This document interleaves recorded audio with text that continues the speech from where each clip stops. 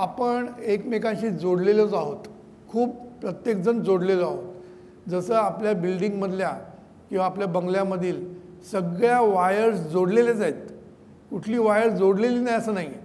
पण वायर जरी जोडलेली असली तरी त्या वायरमधनं इलेक्ट्रिसिटी कधी फ्लो होते, जेव्हा तुम्ही बटन दाबता तेव्हा, तोपर्यंत फ्लो होत नाही। आणि तुम्ही जेव्हा बटन दाबता, जे बटन दाबता तिकडून वायर फ्लो इलेक्ट्रिसिटी फ्लो होते आणि तुम्हाला जो प्रकाश पाहिजे, पंखा पाहिजे, AC पाहिजे, ते सगळं सुरू होतं। म्हणून तेच मी उदाहरण आपल्याकडे घेतो। जरी आपण सर्वांशी जोडलेलो असलो तरी आपली वायर ही आपली फ्लो अजून सुरू झालेला नाही आहे। मग ते बटन दाबायला लागतं, बटन। आणि हे बटन मी सांगितलं ते म्हणजे स्मरण। स्मरणाचं जेव्हा आपण बटन दाबतो तेव्हा आपण जोडलेलो असतो। मी जर तुमच्याशी कोणाशी तुमचं मी स्मरण केलं तर मी लगेच तुमच्याशी कनेक्ट होतो, माझी वायर तुमच्याशी कनेक्ट होते आणि माझ्याकडनं फ्लो आणि तुमच्याकडनं फ्लो हा सुरू होतो। हा जो फ्लो सुरू होतो ह्याच्यामधूनच आपले विचार, आपल्या भावना, ह्या सगळ्या गोष्टी त्याच्याबद्दलच्या ज्या आहेत त्या तिथे फ्लो व्हायला लागतात। म्हणून तुम्ही कोणाचाही विचार केला की ते स्मरणाचं बटन दाबलं गेलं, हे लक्षात ठेवा। तुम्ही सुनेनी सासूचा विचार केला की बटन दाबलं की फ्लो सुरू। मग तुमच्या मनामध्ये जे काही सासूबद्दलचं वाईट असेल ते सगळं भावना सासूपर्यंत पोचतात। तुम्ही म्हणणार त्यांना कुठे कळणार, त्यांना कळणार कसं? बरोबर आहे। मला एकाने विचारलं होतं की आपल्या आजूबाजूला लोक असतात, त्यांची वृत्ती कशी असते आपल्याला कसं कळणार? तर आपल्याला वृत्ती कळणं म्हणजे काय असतं, आपल्याला शब्द कळत नसतात। आता मी जर एखाद्याचं वाटोळं होऊ दे म्हटलं तर ते त्याला तसं कळत नाही की मी वाटोळं होऊ दे म्हटलं आहे, पण त्याला आतून त्या माणसाबद्दल काहीतरी व्हायब्रेशन यायला लागतात आणि तो त्याच्याप्रमाणे त्याला रिस्पॉन्स द्यायला लागतो, हे महत्त्वाचं।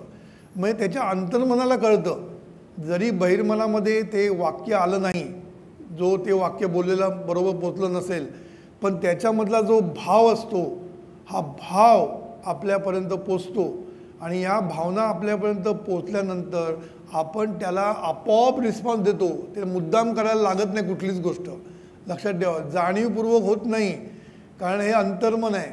अंतर्मन सगळं नेणीवपूर्वक करतं, ऑटोमॅटिक करतं। त्याला काही सांगायला लागत नाही, त्याला काही विचार करायला लागत नाही, त्याला काही रिझनिंग द्यायला लागत नाही। जे सगळं काही होतं ते इंट्युशननी होतं, इंट्युशननी। त्यामुळे हा भाव तिथे पोचला रे पोचला। तो जर प्रेमाचा भाव असेल तर त्याच्याकडनं प्रेमाचा वर्षाव सुरू व्हायला लावतो। तोच जर आपला द्वेषाचा भाव असेल तर त्याच्याकडनं पण तुम्हाला द्वेषाची भावना तुम्हाला यायला लागेल। आणि हे करून बघा, मी तुम्हाला कळेल। आम्ही हे गोष्टी खूप करून बघितलेल्या आहेत। जेव्हा आपण चांगलं बोलतो त्याच्यापर्यंत पोचतं आणि तो आपल्याला सर्व बाजूनी मदत करायला लागतो। आता हे प्रिन्सिपल आपल्याला समजलं, सद्गुरूंनी आपल्याला हे प्रिन्सिपल सांगितलं। आता हे प्रिन्सिपलचा जीवनामध्ये उपयोग करता येतो। आपल्याला सगळ्या माणसाशी जोडल्याशिवाय आपला उत्कर्ष होऊ शकत नाही, हे मी पहिलं वाक्य सांगितलं। मग आता तुम्ही जेव्हा ऑफिसमध्ये काम करता तेव्हा ऑफिसमध्ये एवढं पॉलिटिक्स असतं असं मला प्रत्येकजण येऊन सांगतो। मग तो अमेरिकेत असू दे नाहीतर इंडियात असू दे, कुठल्याही कंपनीमध्ये पॉलिटिक्स सुटलेलं नाही। तर मला एक मुलगी येऊन सांगत होती की आमच्या कंपनीमध्ये खूप पॉलिटिक्स आहे, तर मला कंपनी सोडावीशी वाटते, मला वाटते इथे राहू नये, मी दुसरीकडे जाते। मी तिला एकच उत्तर दिलं, तू कुठेही गेलीस तरी हे पॉलिटिक्स तुला संपणार नाही, कारण माणूस म्हटला की पॉलिटिक्स सुरू होतंच। म्हणून हे पॉलिटिक्स तुम्हाला कुठेही मिळणार, घरामध्ये असतं, नात्यामध्ये असतं, नातेवाईकामध्ये काय कमी असतं, संस्थेमध्ये असतं, ऑफिसमध्ये असतं, सगळीकडे पॉलिटिक्स असतंच। का असतं? कारण प्रत्येकाची मतं वेगळी, प्रत्येकाचं विचार करण्याची पद्धत वेगळी, प्रत्येकाची अंडरस्टँडिंग, ऐकण्याची पद्धत वेगळी असते, स्किल वेगळं असतं। या सर्वांमुळे गैरसमज या सगळ्या गोष्टी होतात आणि त्याच्यामधनं पॉलिटिक्स निर्माण होतं। पुन्हा प्रत्येकाला आपण पुढे जावं ही जी भावना आहे त्याच्यातनं पॉलिटिक्स निर्माण होतं।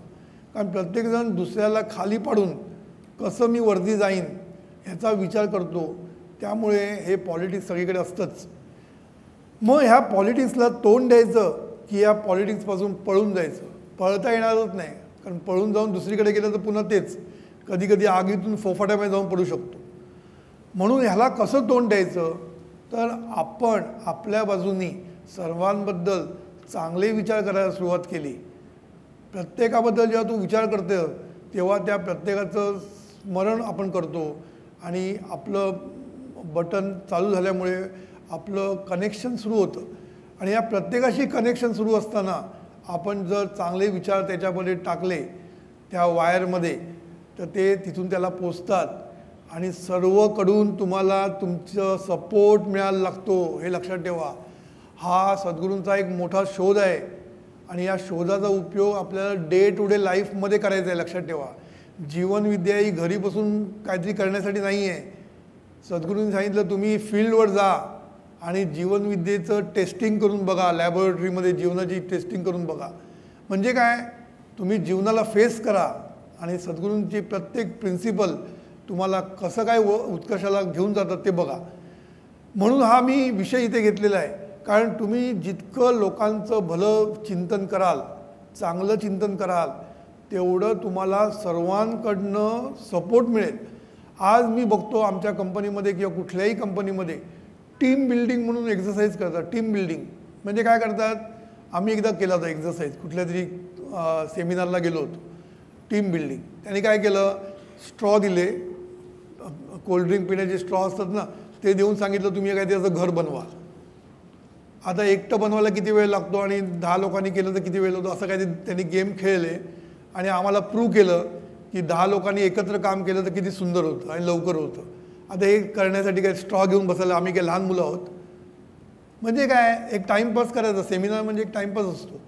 तुम्हाला उगीच काहीतरी देतात आणि तुम्हाला काय काय बनवायला सांगतात आणि तुम्हाला शेवटी प्रूव्ह काय करतात, जे आपल्याला माहीत असतं तेच प्रूव्ह करतात की एकत्र जर काम केलं, एक दिलाने एक मताने जर काम केलं तर काम छान होऊ शकतं, लवकर होऊ शकतं. या काय आम्हाला माहीत नाही, पण ते होत नाही, हा मोठा प्रॉब्लेम आहे. म्हणून आपण जे शिकवतो ते वेगळं शिकवतो. तिकडे काय शिकवतात, हे सेमिनार करतात, सेमिनार झाल्यानंतर दारू पितात. टीम बिल्डिंग, एकत्र दारू पिल्याने सगळे एकत्र येतात. मी सांगतो ना तुम्हाला, मी कंपन्यामध्ये काम केलेलं म्हणून सांगतो. एखादा प्रोजेक्ट चांगला चालू असेल तर मध्ये मध्ये टीम बिल्डिंगसाठी त्यांची पार्ट्या असतात. टीम बिल्डिंगसाठी मग ते सर्व एकत्र येऊन पार्टी करतात, खाणं पिणं मस्तपैकी करतात, नाचतात, नंतर दारू पितात आणि पुन्हा कंपनीमध्ये आली उतरली. कारण चढली की काय होतं माहिती आहे ना, चढली की सगळे एकच असतात, त्यांना एकच दिसतात. कारण एका विचारांची माणसं अशी मस्तपैकी झिंगत असतात, त्यामुळे त्यांना त्याच्यामध्ये मजा येते. त्यामुळे त्यांना काय वाटत नाही, तेव्हा ते सगळे एकमेकाच्या गळ्यात घालत असतात. आणि एकदा ती उतरली, कंपनीमध्ये आले की अरे माझ्या मागल्या. अशाने टीम बिल्डिंग होऊ शकत नाही. टीम बिल्डिंग ही ज्ञानातून होते, लक्षात ठेवा. आणि हे ज्ञान जेव्हा आपल्याला मिळतं की आपण एकत्र कसं राहायचं हे जेव्हा समजतं तेव्हा आपली टीम बिल्डिंग होऊन आपण चांगलं काम करू शकतो. म्हणून आम्ही जे टीम बिल्डिंग शिकवतो त्याच्यामध्ये आम्ही सांगतो एकमेकांना दारू पाजू नका. दारू पाजून काही होणार नाही. एकमेकांना चांगले विचार पाजा. हे सोपं आहे, लक्षात ठेवा. त्याच्यासाठी एक पैसा खर्च नाही आहे. मग आपल्याला काय करायचं आहे, चांगले विचार द्यायचे आहेत लोकांना, चांगल्या इच्छा त्यांच्याबद्दल, सगळ्या चांगल्या गोष्टी जर त्यांना आपण दिल्या, ते सुद्धा विचारांमार्फत. डायरेक्ट पण द्यायला नको, डायरेक्ट पण बोलायचंच, कारण दोन्ही महत्त्वाचं असतं. तुम्ही जेव्हा गोड बोलता तेव्हा दुसऱ्या माणसाला आवडतं, पण गोड बोलल्यानंतर दुसरा माणूस कसा असेल त्याच्यावर अवलंबून असतं. कारण गोड बोलला की दुसरी बाई काय म्हणते, काहीतरी प्रॉब्लेम आहे, त्याशिवाय गोड बोलत नाही. कालच मी एक सिरियल बघत होतो, त्याच्यामध्ये नांदा सौख्य बरे वाटतं. हो, त्या सिरियलमध्ये ती बाई गोड बोलल्यानंतर तिच्या मनात पहिला प्रश्न निर्माण होतो, ही गोड का बोलते, काहीतरी गडबड आहे. म्हणजे नुसतं गोड बोलल्याने माणसाच्या मनामध्ये संशय पण निर्माण होतो की काहीतरी याला आपल्याकडनं काम करून घ्यायचं आहे, काहीतरी हिचा डाव असला पाहिजे, त्याशिवाय हे काय गोड बोलणं चाललेलं नाही. म्हणून बाहेरचं जे गोड बोलणं असतं ह्याच्यामध्ये संशय निर्माण होऊ शकतो, पण आपण जेव्हा आतून गोड बोलतो तेव्हा तिथे संशय नसतो, ते डायरेक्ट अंतर्मनाला भिडतं आणि अंतर्मनाकडनं तो प्रतिसाद मिळायला लागतो आणि तुमचं सपोर्ट सगळीकडनं मिळायला लागतो. म्हणून सद्गुरूंचा एक सिद्धांत आहे, तुम्ही सर्वांचा विचार केला तर सर्वजण तुमचा विचार करायला लागतील.